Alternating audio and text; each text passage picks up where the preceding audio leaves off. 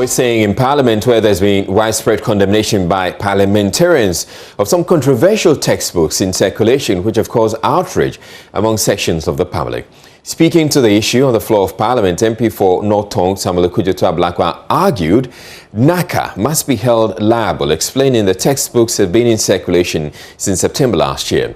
He cited a letter from the regulatory agency giving first stage approval of the textbooks. He says give the publisher some confidence to go ahead to distribute them.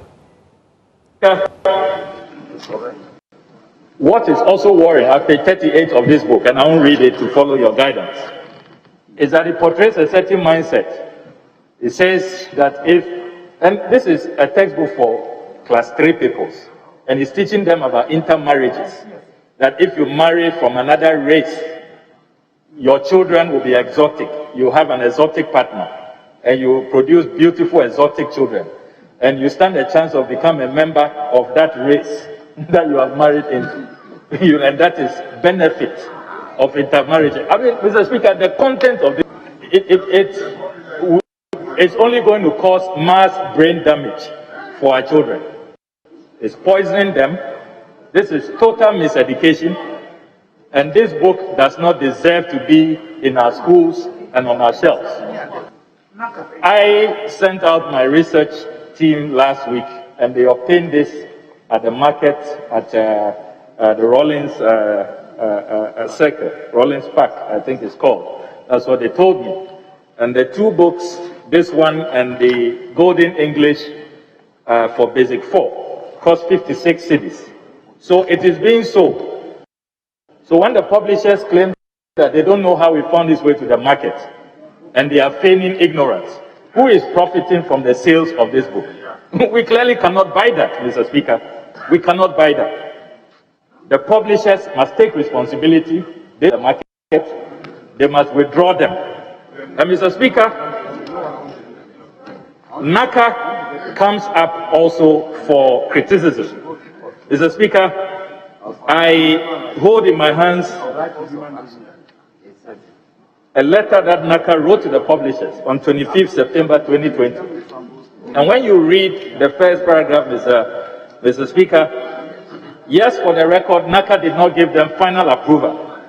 But NACA said in the first paragraph that your submission, having gone through the first stage of the textbook approval process, was found to have satisfied most of the technical and content requirements, unquote. Most of the technical and content requirements. So NACA itself, Mr. Speaker, has let this country down. They've let us down.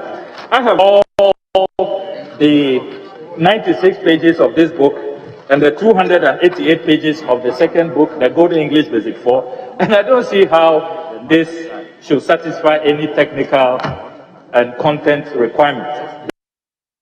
Well, other members joined in the condemnation and demanded the immediate withdrawal of the books. I want to say that we should go ahead and condemn it in no uncertain terms, because we need to deter future historians from putting out inaccurate information that will cause harm to our citizenry. Mr. Speaker, the wrong depiction of Airways for a long time has led to a lot of discrimination and a lot of hurt for the Airway people. These ill-informed idiosyncrasies have caused to marginalization of the tribe, so that sometimes if you're an Ewe, you are either not employed or you don't get promotion. The classical example is the recent case of Mr. Domelevu. Stereotyping of ethnic groups, even in jest, must stop.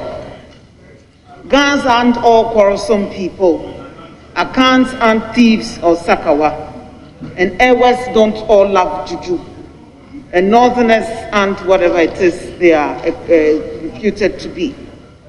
I have first cousins from Agbozume and Avemebeme, and I identify with them all. One of my favorite places to spend time in this country is Leklebi. And I think that the Volta region has one of the most beautiful places in this country. it is important that no ethnic group in Ghana should be unfairly stereotyped or stigmatized.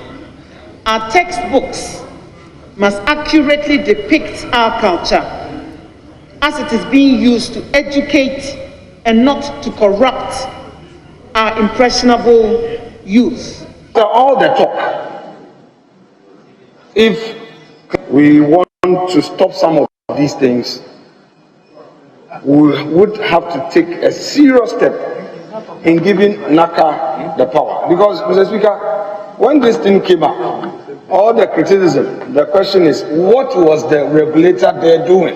What did the regulator do?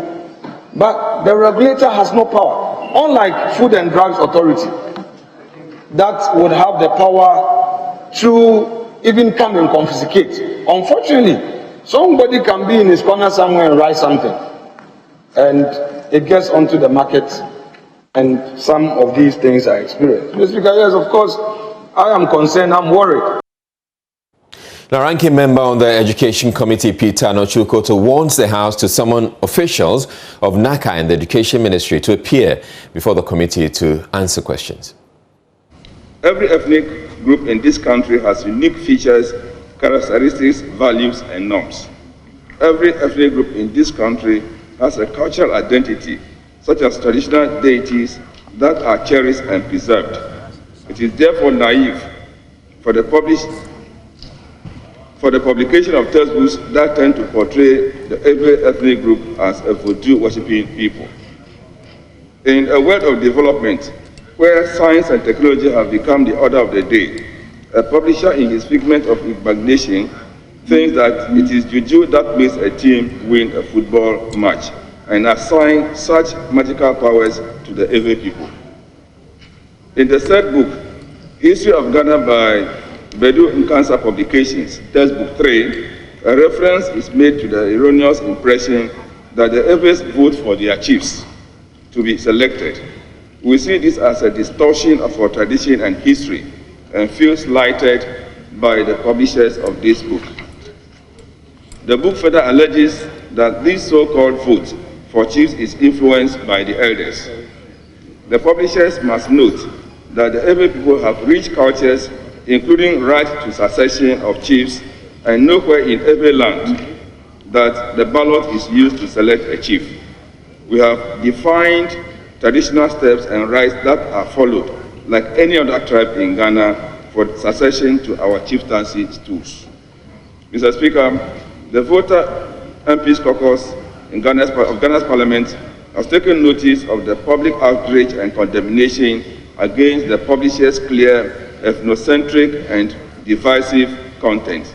It is important to state unequivocally that as a caucus, we find the contents of these books most distasteful, backward, unacceptable, and most reprehensible. It is part of a grand scheme by certain individuals to deliberately denigrate, vilify, indoctrinate, and poison the minds of people against the every ethnic group. Mr. Speaker, today it is the every ethnic group. Tomorrow it will be another tribe in Ghana. As a nation, we need to stand for each other so that we do not engage in tribal bigotry and tendencies that can divide us. In conclusion, Mr. Speaker, it is important that the various state agencies and institutions live up to expectations so that matters of this nature do not escalate into heartbreaking events. There is a need to unite this country as having one destiny with one people and move forward. We therefore call for the immediate withdrawal of these books from our schools and bookshops by the Ministry of Education, and the publishers are made to suffer the necessary sanctions to serve as deterrents to others.